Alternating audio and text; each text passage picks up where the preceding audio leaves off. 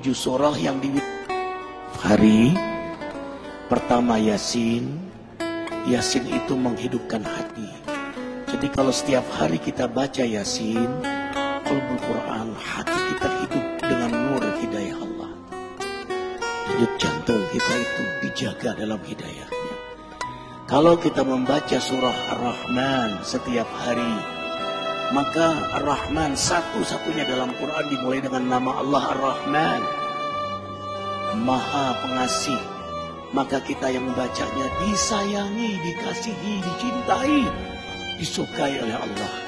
Kalau Allah sudah suka, sayang, cinta, kasih sama kita, maka para malaikat yang mulia pun mencintai kita. Kemudian para hamba-hamba Allah yang mulia, para nabinya, para walinya yang dicintai oleh Allah, mereka mencintai Allah, maka mereka pun akan mencintai kita.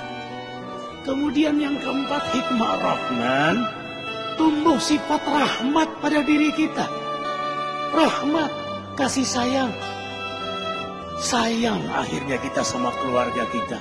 Seorang suami yang setiap hari baca Rahman, dia sayang pada istrinya, dia sayang pada anaknya, dia sayang kepada keluarganya, zuriatnya, sayang dia pada tetangganya, sayang dia pada umat manusia. Dia akan punya sifat rahmat, dermawan, rendah hati, tidak pernah merasa diri paling suci, tanpa kehilangan ketegasan dan keberanian pada dirinya. Itu rahasia rahmat di antaranya. Makanya setiap hari bacalah Ar-Rahman. Kemudian Al-Waqi'ah yang ketiga. Kenapa Al-Waqi'ah?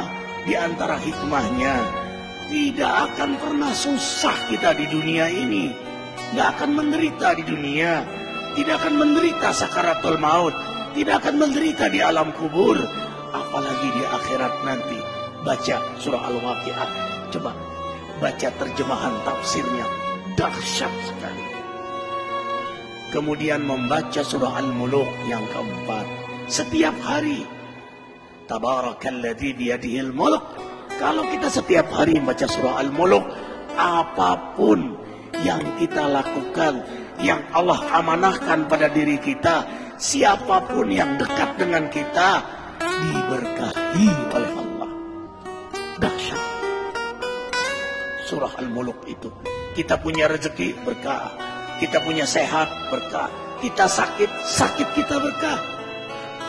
Membuat kita dekat kepada Allah. Kita punya rumah tangga berkah. Kita punya pekerjaan, pekerjaan kita berkah.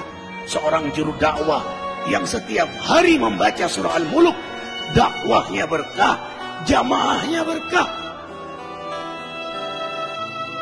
Arifin ketika mengunjungi satu pesantren di Cianjur, apa kata Pak Kiai, kata ajangan itu, Ustadz Arifin, carilah sahabat, carilah guru yang setiap hari dia membaca surah Al-Muluk. Kenapa ajangan? Kau pun akan berkah karena bersahabat dengannya. Subhanallah. Allahu Akbar. Bayangkan kalau suami membaca surah Al-Muluk, istri membaca surah Al-Muluk, anak baca surah Al-Muluk. Hari ini kita ribuan membaca surah Al-Muluk. Gimana nggak berkah majelis ini? Gimana nggak berkah ikhwah semuanya? Kemudian membaca surah Al-Jin, tidak diganggu oleh jin. Mereka yang setiap hari mewiridkan surah jin dan dikenal oleh jin-jin muslim. Kemudian membaca surah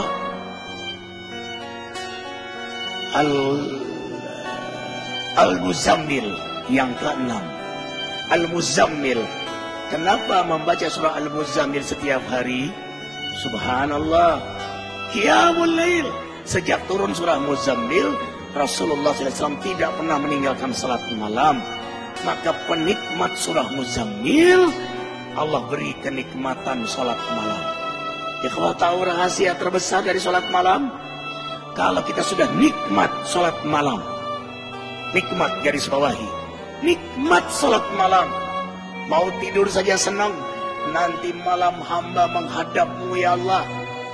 Yang Allah gambarkan dalam surah Al-Furqan ayat 64. Walladzina yabituna li rabbihim sujada wa qiyama. Hamba-hamba yang beriman itu senang sekali begadang malam karena menikmati lama sujud dan berdiri di hadapan Allah. Perhatikan surah Muzammil ayat 6. Inna nasyi'atal lail hiya asyaddu wat'a wa qila. Sesungguhnya bangun di tengah malam lebih tepat untuk khusyuk dan bacaan kala itu sungguh sangat mengesankan. Lebih tepat untuk khusyuk, lebih tepat untuk nikmat, lebih tepat untuk bermesraan, berdialog, berdoa kepada Allah Jalla Jalaluhu. Subhanallah. Perhatikan surah Muzammil. Inna rabbaka ya'lamu annaka taqumu adna min thulutsil lail wa nisfahu wa thulutsahu wa ta'ifatun minal ladzina ma'ak wallahu yuqaddiru laila wan nahar alima an lan tuhsuhu wa taba 'alaikum faqra'u ma tayassara minal Qur'an. Imani ayat ini. Antum tidak akan meninggalkan salat malam lagi. Sesungguhnya Allah menatapmu, mengetahuimu saat kau berdiri di tengah malam, separuh malam, sepertiga malam, 2/3 malam. Dalam tatapan Allah, penguasa langit bumi menatap antum.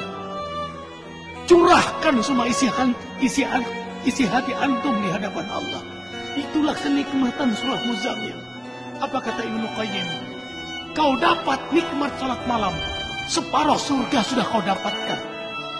Dunia ini separuh surga bagi penikmat salat malam.